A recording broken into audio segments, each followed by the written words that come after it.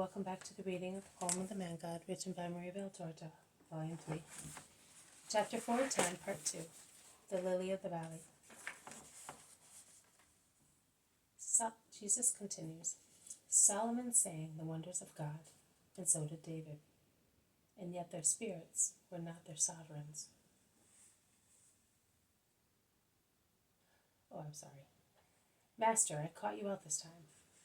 How impudent you are! How dare you say that? Let him speak. I do not take into consideration his words, which the wind dispels, and which do not scandalize herbs and trees.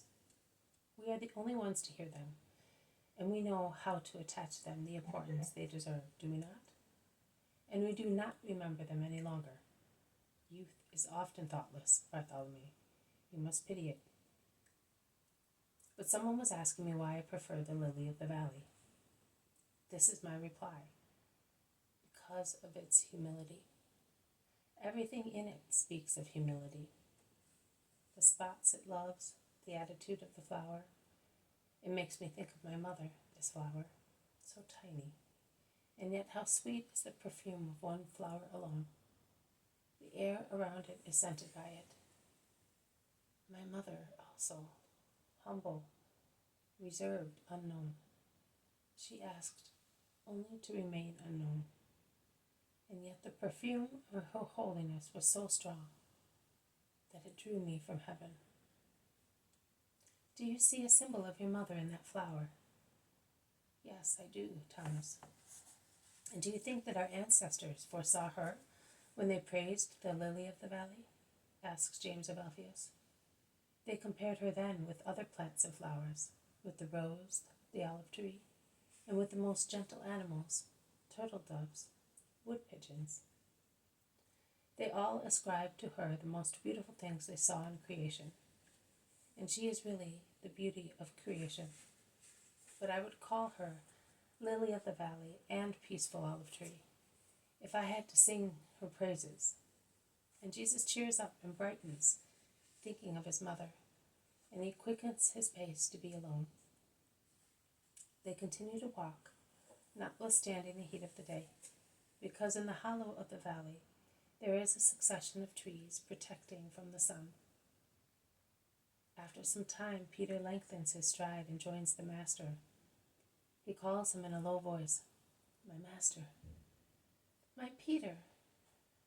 Will I disturb you if I come with you? No, my friend.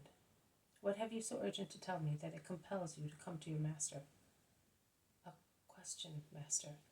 I am an inquisitive man. So? Jesus smiles, looking at his apostle. And I like to know many things, which is a fault, my Peter. I know, but I do not think it is a fault this time. If I wanted to know something unbecoming or knavish actions, so that I might criticize who did them, oh, in that case it would be a fault, but you know that I did not ask you whether Judas was somehow connected with your being called to Bethair, and because that you were dying to know. Yes, that's true, but it is a greater merit, isn't it? It is a greater merit, as it is a great merit to control oneself. It proves in him who behaves thus real good progress in spiritual life, real active understanding and assimilation of the lessons of the Master. Is that so? And are you glad? Oh, Peter, why ask me? I am more than happy. Are you really? Oh, my master.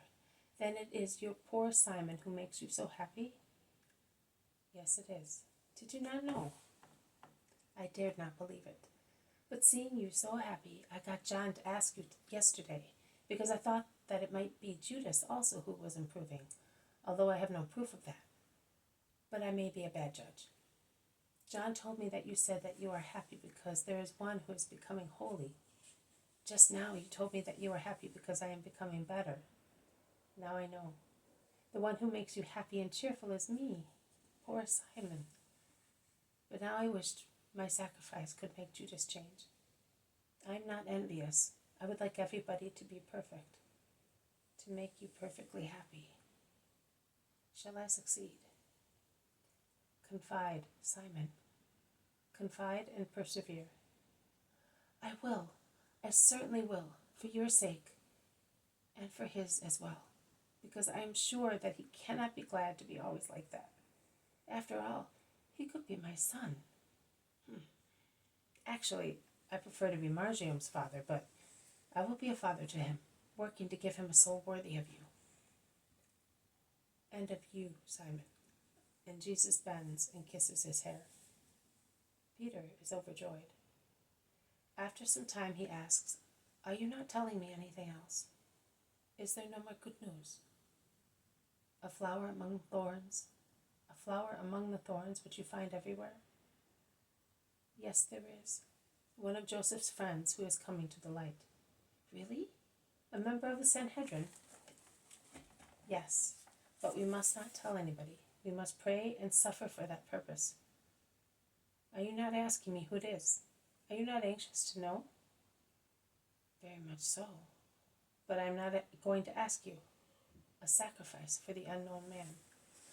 "May you be blessed, Simon. You are making me really happy today.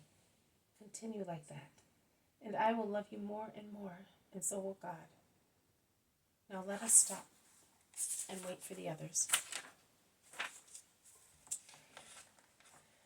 This has been a reading from the poem of the Man God, written by Maria Valtorta, Volume 3, Chapter 410, Part 2, The Lily of the Valley. Thank you for listening. I will see you tomorrow. May God bless you, and may peace be with you.